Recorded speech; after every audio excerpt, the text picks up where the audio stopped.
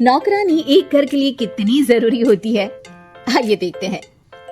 अरे बहू, ये देख, सारा साबुन बर्तन में रह गया। ये नौकरानी कोई काम नहीं करती, गंदा काम करके चली जाती है और ढेर सारा पैसा ले जाती है। अरे मम्मी जी, उसने तो साफ किया ही था। मेरे ही हाथ से इस ग्लास में सर्फ गिर गया था। अरे बस कर झूठी, उसे बचाने के लिए सारी जुगत लगा ले, लेकिन मैं तो इसे निकाल कर ही रहूंगी। हमारे जमाने में ना कोई नौकरानी थी और ना ही ये चिकने बर्तन। चूल्हे के जले बर्तनों को राख रगड़ कर साफ किया करती थी मैं। अरे माँ जी, मैं कहाँ बचा रही हूँ उसे। और वैसे भी आजकल नौकरानी जरूरत नहीं, स्टेटस सिंबल बन गया है। अब आप बताओ, मैं मुन्ना को नीचे घुमाने ले जाऊं तो लोगों से क्या बोलूं? झाड़ू पोछा खुद लगा रही हूँ। लोग सीधा यही पूछते हैं कि कौन सी नौकरानी काम कर रही है तेरे घर पर। अरे बस कर, ये भी कोई बात होती है? मम्मी जी, आप नहीं समझेंगी। शाम को नौकरानी घर आकर काम कर ही रही होती है कि सास को कहती है, माँ जी, एक बात बोलूं, बुरा न मानना। अरे वैसे तो मुझे तेरी शक्ल ही पसंद नहीं है, बात क्या खाक पसंद आएगी। अरे माँ जी, सुन तो लीजिए क्या कह रही है। तो मैंने कौन सा उसका मुंह पकड़ लिया है? अरे माँ जी, वो लाल साड़ी पहनती हो ना पहना करो। सास का गुस्सा अब तो 7वें आसमान पर होता है। अरे वाह जी वाह, क्यों ना पहना करूं? और तू होती कौन है ये बताने वाली कि मैं क्या पहनूं क्या ना पहनूं? अरे माँ जी, पूरी बात तो सुन लो, वो बोलना क्या चाह रही है। अरे बुरा न मानो आंटी जी। अरे कौन आंटी? अपनी उम्र देखी है तूने? 2-4 साल ही छोटी होगी मुझसे और मुझे आंटी बोल रही है। बहू सर पर हाथ रख लेती है। अरे अच्छी खासी उम्र दराज हो और आंटी ना बोलूं? मैं तुम्हारी बहू से भी 4 साल छोटी हूँ। क्यों दीदी? बोलती भी क्या, एक तरफ सास यानी पति की माँ, तो दूसरी तरफ नौकरानी जिसके बिना घर का काम नहीं चल सकता। वो दरअसल माँ जी की शादी में बहुत जल्दी हो गई थी ना। अच्छा ये झगड़ा छोड़ो, ये बताओ तुम माँ जी को लाल साड़ी पहनने से क्यों मना कर रही हो?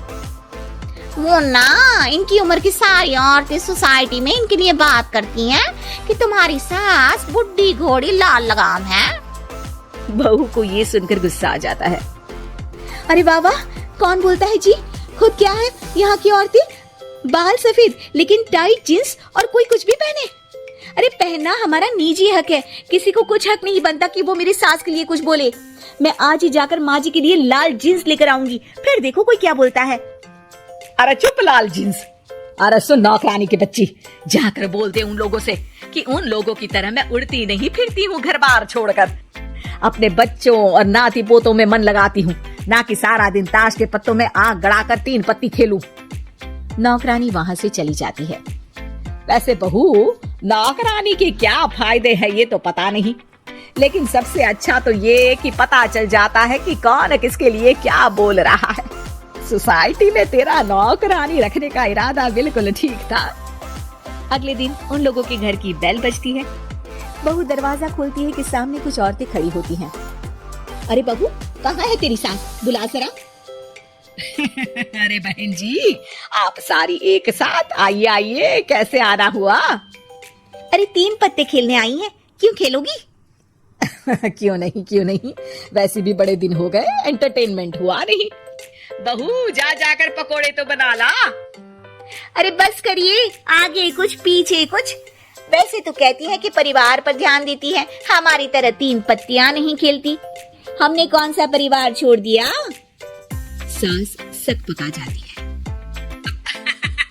ये किसने कहा? मैं तो कहती हूँ कि मैं भी थोड़ा बाहर निकलूं। आपने ही तो कमला नौकरानी से ये सारी बात की थी।